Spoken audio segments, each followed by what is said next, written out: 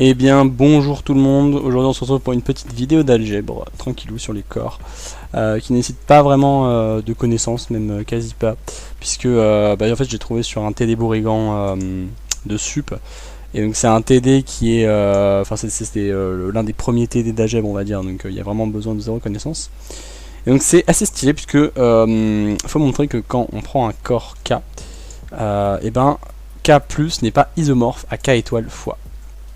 Ok, donc on va résoudre cet exercice directement. Comment personnellement j'ai abordé cet exercice? J'ai pris le cas réel, ok, et je me suis dit, tiens c'est bizarre, parce que il y a quand même une bijection de K, enfin de R plus dans R étoile fois, mais pas vraiment, enfin c'est un isomorphisme, mais pas vraiment R étoile, parce que c'est R plus étoile, et c'est simplement l'exponentielle. Donc l'exponentielle ça réalise bien une bijection de R plus dans R plus étoile fois, parce qu'on a dit qu'on a bien cette égalité là, hein, x fois exponentielle y, ok, et du coup ça va bien de R tout entier dans R privé de 0 mais les plus. Et du coup je me suis dit c'est bizarre, cette histoire là de plus, ça m'a donné la puce à l'oreille sur l'histoire d'un potentiel signe. Peut-être que ce qui pose problème dans l'histoire du isomorphisme, c'est que on a un signe qui cloche. Ok. Donc ça c'est quand on prend le cas réel, du coup exponentielle réalise bien, réalise une pas un isomorphisme mais un morphisme, qui est du coup injectif. Ok. Donc quand on prend un réel R, on identifie un unique autre réel dans R plus étoile. Et on a aussi le cas surjectif, donc cette fois-ci c'est juste dans C, qui va dans C étoile. Voilà, donc là on a bien la surjection parce que on sait que on peut exprimer un nombre réel comme la forme exponentielle R exponentielle Iθ. Donc ensuite il suffit juste de prendre R sous la forme exponentielle, donc exponentielle ln de R, et voilà. Et du coup on se retrouve avec exponentielle de, j'écris très mal, ln de R plus Iθ, voilà.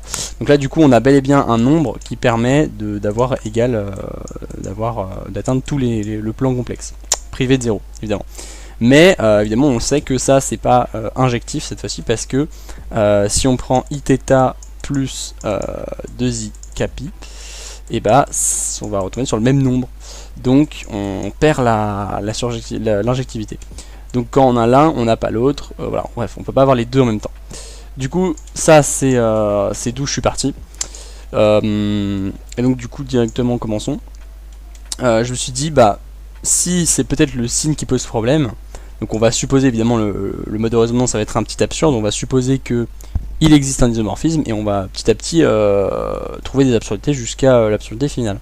Donc, je me suis dit, bah, autant exploiter cette histoire de signe. On va prendre un réel alpha, enfin un scalaire sur le corps alpha qui est égal à moins 1. Okay. Donc ce réel est unique puisque f réalise un isomorphisme de k plus dans k étoile fois. Donc on a bien f de x plus y qui est égal à f de x fois f de y. Okay. On a aussi f de 0 qui est égal à 1 du coup. Et puis on a aussi, autre truc assez intéressant, f de kx, donc avec k, on va plutôt prendre n, f de nx est égal à f de x puissance n. Donc ça c'est simple, hein, on prend juste cette définition là, f de x plus y, puis ensuite on voit bien que quand on somme du coup n fois x, bah, en sortie on va avoir f de x fois f de x n fois, et du coup on va avoir f de x puissance n. Voilà, donc ça c'est des petites propriétés. Donc du coup on va prendre le réel alpha puisqu'il existe, hein, tel que f de alpha est égal à moins 1. Ok. Du coup, ce qu'on va pouvoir faire, c'est utiliser le fait que 1 au carré ça fait 1, et que moins 1 au carré ça fait aussi 1. On peut le vérifier, mais c'est vrai. Tout simplement parce que si on rajoute plus moins 1, ok, là on a moins 1 fois moins 1 plus moins 1, donc on va pouvoir factoriser par moins 1. on va avoir du coup moins 1 facteur de moins 1 plus 1. Ça fait 0, et du coup ça fait 0. Bref. Donc ça, ça nous dit bien que moins 1 au carré, ça fait 1 aussi. Ok, parce que quand j'ajoute moins 1, je tombe sur 0. Donc, ok.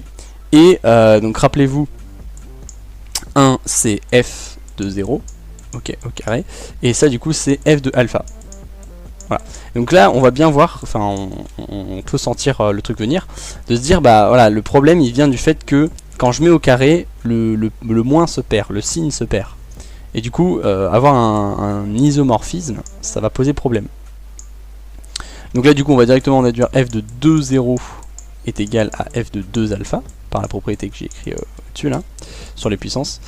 Ok, donc du coup ça veut dire que 2 alpha, ça fait 0. Ok. Donc là on est dans un corps, donc ça veut dire soit que alpha est égal à 0, soit que 2 est égal à 0. Ok.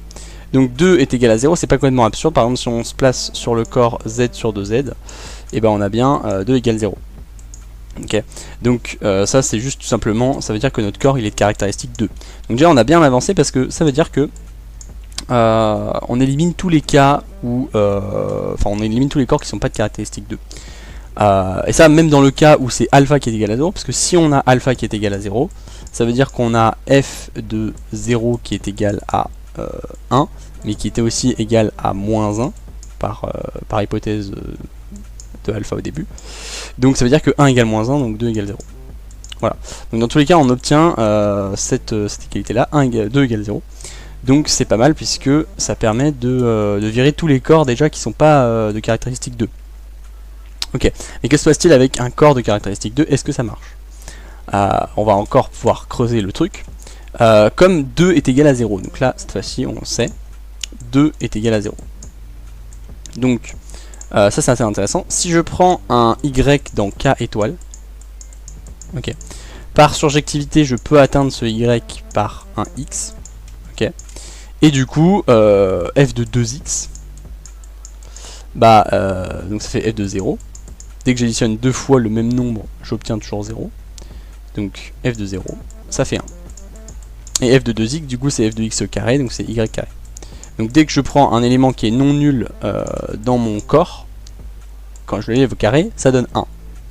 Donc on peut se servir de ça.